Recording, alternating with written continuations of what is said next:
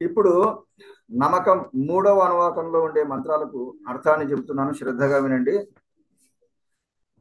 నమ సహమానాయ నివ్యాధిన ఆ వ్యాధినీనాం పతయే అంటే సహమానాయ అంటే రాసుకోండి, చెబుతున్నారు అర్థము. భక్తులు అపరాధము చేసిన క్షమించే గుణము కలవాడు. ఎవరైనా సరే, భక్తులు మాత్రమే కాదు, ఎవరైనా సరే ఈశ్వరుడి పట్ల అపరాధం చేస్తే క్షమించే గుణం కలవాడు సహమానాయ అంటే. అందుకనే చూడండి, సహనం అంటారు. సహనం సహమానాయ.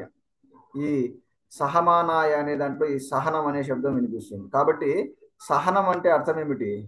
ఎవరైనా పొరపాటున మీ పట్ల తప్పు చేసినా మీకు క్షమించే గుణం ఉండాలి, అది సహనం. అది అలా అని చెప్పేసి అల్టిమేట్గా సహనాన్ని పరీక్షించొద్దు. అంటే ఎవరికైనా సహనానికి హద్దు అనేది ఉంటుంది, వింటున్నారా? కాబట్టి మ్యాక్సిమం మనం మన జీవితంలో సహనాన్ని కలిగి బ్రతుకుతూ ఉండాలి. కానీ ఎవరైనా మిమ్మల్ని నిష్కారణంగా నిందిస్తూ ఉంటే, నిష్కారణంగా మన సనాతన ధర్మాన్ని, మన దేవతలను అవమానిస్తూ ఉంటే, అప్పుడు మీరు సహనంతో ఉండకూడదు, వారికి సమాధానం చెప్పాలి. అది గుర్తుపెట్టుకోండి. సహమానాయ అంటే అర్థం ఏమిటి? ఏమని చెప్పాను? అపరాధం చేసినా క్షమించే గుణం కలవాడు. క్షమించే గుణం కలవాడు ఎవరు? ఈశ్వరుడు. తర్వాత నివ్యాధినే. నివ్యాధినే అంటే శత్రువులను నిర్మూలించేవాడు. రాసుకోండి. నివ్యాధినే అంటే శత్రువులను నిర్మూలించేవాడు. తర్వాత ఆ వ్యాధిని నాంపతయే. ఆ వ్యాధిని నాంపతయే అంటే పరాక్రమవంతులైన సైన్యాలకు అధిపతి, సేనాధిపతి. మరి ఆయన సైన్యం ఎలాంటిది? ఎంతో పరాక్రమవంతమైనదంట. కాబట్టి రాసుకోండి, ఆ వ్యాధిని నాం అంటే పరాక్రమవంతులైన సైన్యానికి అధిపతి అయిన ఈశ్వరుడికి నేను నమస్కరిస్తున్నాను. అంటే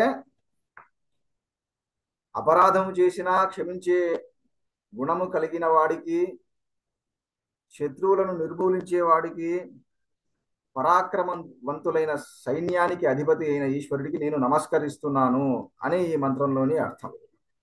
ఓకే, ఈ పాయింట్స్ అన్ని రాసుకుంటూ ఉండండి, లేకపోతే మర్చిపోతారు.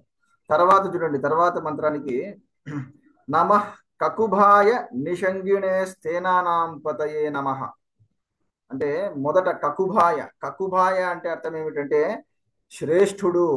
శ్రేష్ఠుడు అలాగే వృషభము యొక్క మూపునందు ప్రకాశించేవాడు.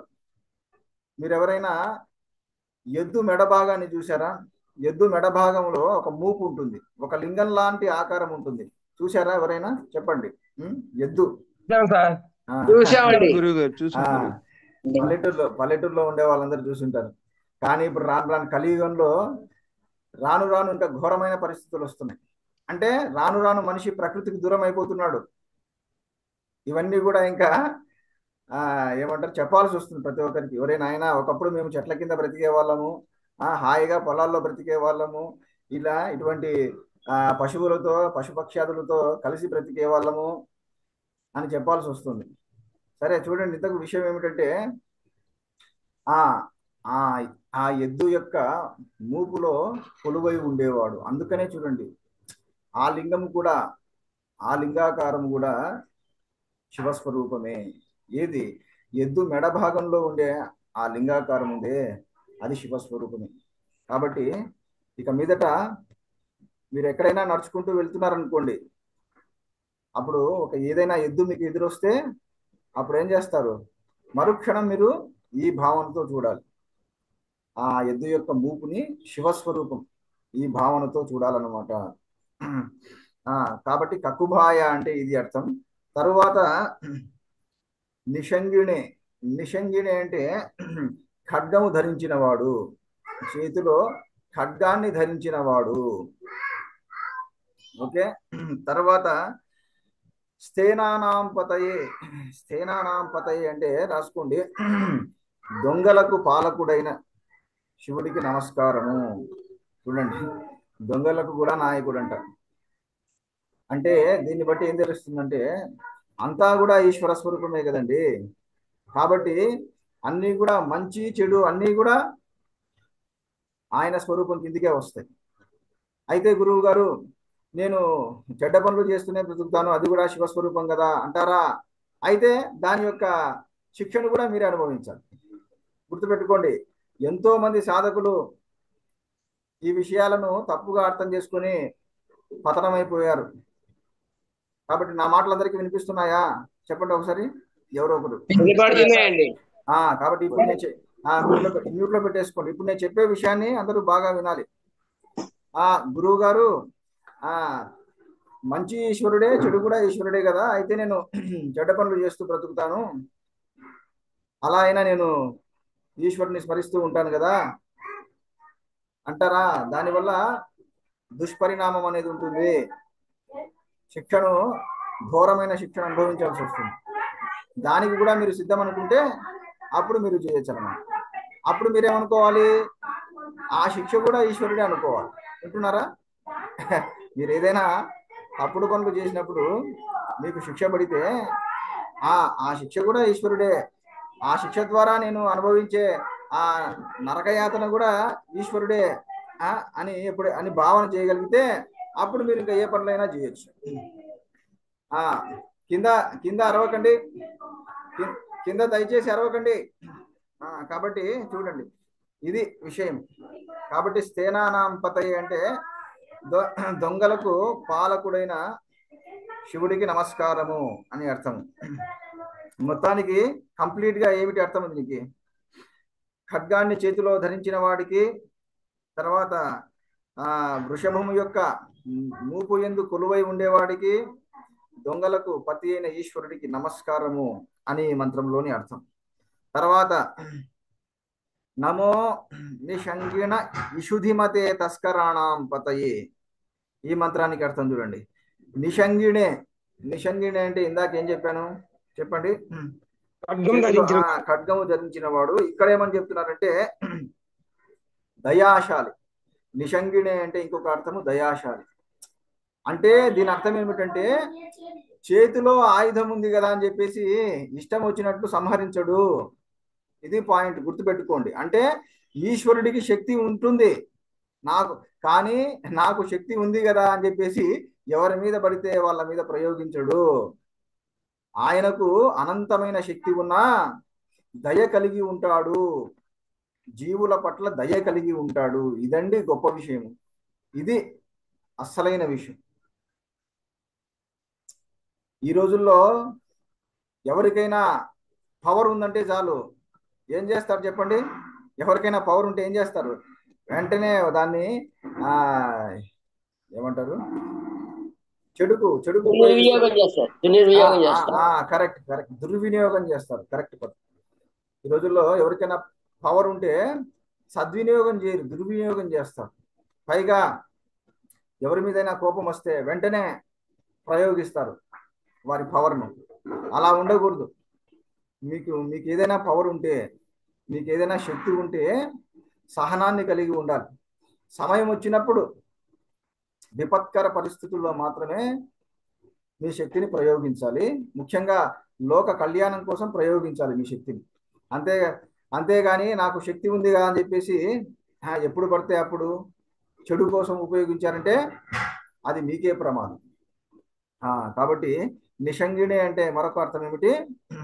దయాశాలి, దయాగుణం కలిగిన వాడు. తర్వాత ఇషుధిమతే, ఇషుధిమతే అంటే అమ్ముల పొది కలవాడు.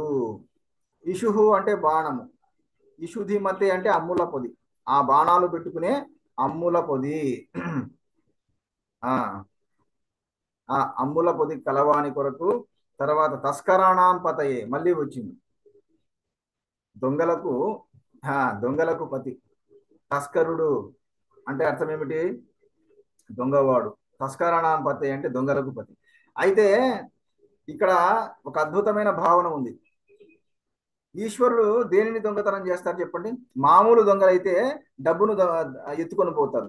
ఈశ్వరుడు ఏం చేస్తాడు తెలుసా? మీలో ఉండే ఆ అరిషడ్ వర్గాలను, మీ అహంకారాన్ని, మీలో ఉండే చెడు గుణాలను దొంగలిస్తాడయ్యా. ఇది పాయింట్. ఇదే భావన ఎక్కడ చూపించారు చెప్పండి?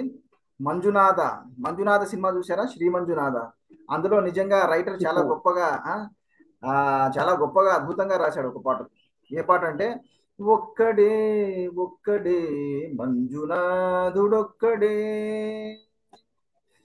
అందులో చెప్తారనమాట, లోకాల దొరకాదు దొంగవని చాటాను మంజునాథ మంజునాథ, నా పాపరాశులన్నీ దొంగల్లే దోచుకుపోయావు. విన్నారా ఆ పాట? చెప్పండి, విన్నారా లేదా? గురుగారు చూడండి ఎంత అద్భుతంగా, ఎంత అద్భుతమైన భావన. ఇన్నాళ్ళు ఏమనుకున్నాడంట, ఈయన లోకాలకు ప్రభువు కాదు, ఈయన ఒక పెద్ద దొంగ, పెద్ద దొంగ అని చాటింపు చేశాడంట. కానీ తర్వాత ఏం తెలిసింది? ఏం తెలిసిందని చెప్తున్నాడు చెప్పండి? తన పాపరాశులన్నీ కూడా, తన పాపాన్నంతా కూడా దొంగలే దోచుకొని వెళ్ళిపోయాడు. కాబట్టి అది ఈశ్వరుడు అంటే అలాంటి వాడు. ఈశ్వరుడు డబ్బు కోసము, ఈ ప్రాపంచిక ధనం కోసం ప్రాకులాడడు. ఎందుకు చెప్పండి? ఎందుకు ఎందుకు ప్రాకులాడు ఆయన? ఆయనే ఇస్తాడండి, అధిపతి కూడా ఆయనే. ఇదంతా తనదే కదా, ఈ ప్రపంచపు సొత్తు, ఈ ప్రపంచం అనే సొత్తు అంతా తనదే. పైగా తన నుండే వస్తూ ఉంది. ఆ ఈశ్వరుడే ప్రసాదిస్తున్నాడు. మరి ఎవరైతే ధనాన్ని ఇస్తున్నారో ఆ ధనాన్నే తనే దొంగలిస్తాడా చెప్పండి? కాబట్టి అందుకే ఈ ప్రాపంచిక విషయాలను ఈశ్వరుడు దొంగలించడు, లేదా ప్రాపంచిక విషయాల పట్ల ఈశ్వరుడికి వ్యామోహం ఉండదు. అయితే మరి దేనిని దొంగలిస్తున్నాడు అంటే, భక్తులలో ఉండే అహంకారాన్ని, మమకారాన్ని దొంగలిస్తున్నాడు. భక్తులలో ఉండే ఆ కామ క్రోధాది అరిషడ్ వర్గాలను దొంగలిస్తున్నాడు. తద్వారా భక్తులను ముక్తులను చేస్తున్నాడు, లేదా తనలో ఐక్యము చేసుకొని శాశ్వతమైన శివ సాయుధ్యాన్ని ప్రసాదిస్తున్నాడు. చూడండి ఎంత అద్భుతమైన భావన. అందుకనే మీరు సొంతంగా చదివారనుకోండి, అపార్థం చేసుకునే అవకాశం ఎక్కువగా ఉంటుంది. అందుకనే ఒక గురువు ద్వారా ఈ విషయాలను తెలుసుకుంటే అప్పుడు కరెక్ట్గా సరైన మార్గంలో మీకు జ్ఞానం అనేది లభిస్తుంది. ఇది కాబట్టి దీని అర్థం ఏమిటి అంటే, మొత్తానికి దయాగుణము కలిగిన వాడు, అమ్ముల పొది కలిగిన వాడు, దొంగలకు పతి అయిన ఈశ్వరుడికి నమస్కరిస్తున్నాను అని ఈ మంత్రం యొక్క అర్థం. కాబట్టి ఇప్పుడు చెప్పిన మంత్రాల్లోని అర్థాలను రాసుకొని సదా మననం చేసుకుంటూ ఉండండి. అప్పుడే ఈ రుద్ర మంత్రాలు పఠిస్తూ ఉన్నప్పుడు మీ మనస్సు మరింతగా ఈశ్వరుడు యందు నిశ్చలంగా నిలుస్తుంది, నిశ్చలమైపోతుంది. ఇప్పుడు ఇక ఒక్కొక్కరితో పలికిస్తాను. అందరూ ఈ మంత్రాలు పలకండి.